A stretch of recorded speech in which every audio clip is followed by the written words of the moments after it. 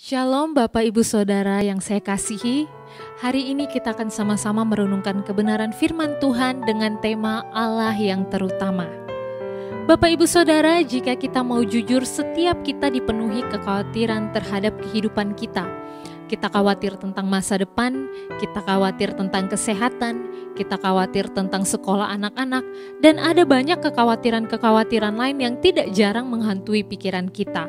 Akibatnya, motivasi yang paling pertama muncul di saat kita melakukan usaha dan pekerjaan adalah motivasi untuk memenuhi kebutuhan-kebutuhan pribadi demi menghadapi kekhawatiran-kekhawatiran tersebut.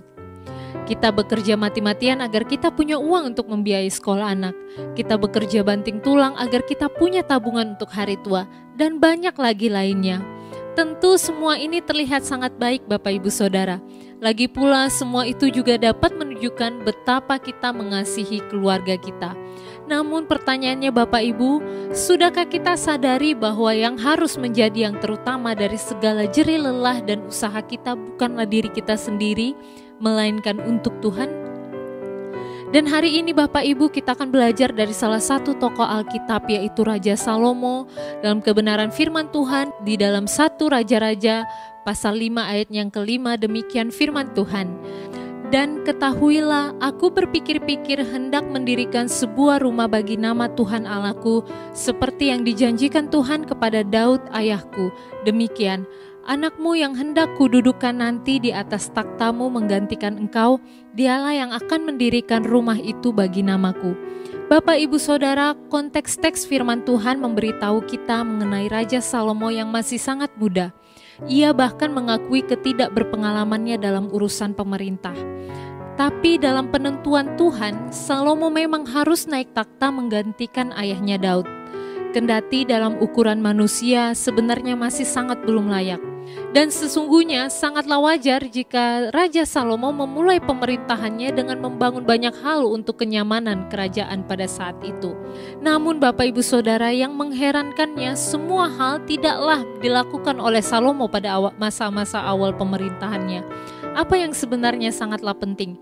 Militer, ekonomi, fasilitas pribadi tidaklah menjadi yang terutama dalam benak sang raja muda ini. Namun Bapak Ibu Saudara, Tuhanlah yang menjadi prioritas utama sang raja. Ia membangun rumah Tuhan, itulah bait suci yang ada di Yerusalem, suatu bangunan yang dimana melaluinya umat Israel dapat menyembah Allah. Bangunan yang mewakili keberadaan Allah atas bangsanya. Banyak hal yang diperlukan oleh Raja Salomo, tetapi Tuhan tetaplah mendapatkan tempat yang pertama dan terutama.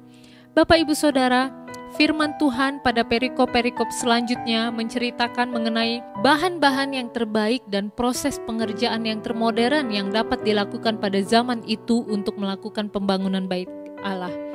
Hal ini Bapak Ibu sudah sangat mengindikasikan bahwa Raja Salomo tidak mau memberikan yang sembarangan terhadap Allah.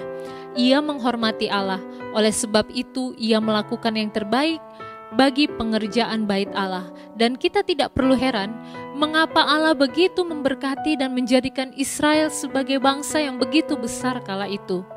Terbukti di saat bait Allah telah selesai dibangun, Allah menyatakan dirinya dalam bangunan tersebut.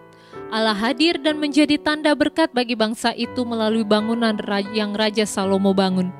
Allah disenangkan dan melalui bait tersebut namanya dikenal oleh segala suku bangsa.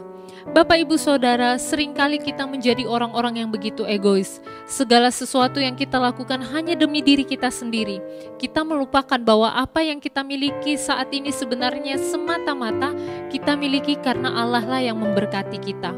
Pertanyaannya, sudahkah kita menjadikan Tuhan sebagai yang terutama di dalam hati kita, lebih daripada diri kita sendiri? Yang Tuhan inginkan bukanlah agar kita sekedar memberi uang kita bagi pekerjaan Tuhan. Allah tidak tertarik pada harta kekayaan kita. Ya Allah yang memiliki seluruh dunia ini, Ia dapat melakukan apapun yang lebih daripada yang mampu kita bayangkan. Yang Allah inginkan ialah bahwa kita menjadikan Ia sebagai yang terutama di atas segala sesuatu. Yang Allah inginkan ialah bahwa kita mengasihi Dia lebih dari segala sesuatu. yang Allah inginkan bahwa kita memberikan segenap hati, pikiran, dan kekuatan kita hanya kepadanya. Tuhan Yesus memberkati. Mari kita berdoa. Bapa di surga, kami sangat bersyukur untuk kebenaran firman Tuhan pada hari ini. Kiranya melalui firman Tuhan ini kami boleh diingatkan kembali bahwa yang terutama di dalam kehidupan kami adalah Allah yang memiliki hidup. Kiranya Tuhan menolong kami, memampukan kami untuk melakukan kebenaran-kebenaran-Mu di dalam langkah kehidupan kami Tuhan. Agar hanya nama Tuhan dimuliakan dan melalui kehidupan kami juga orang lain boleh diberkati. Terima kasih Tuhan, ini doa kami di dalam nama Tuhan Yesus kami berdoa. Amin.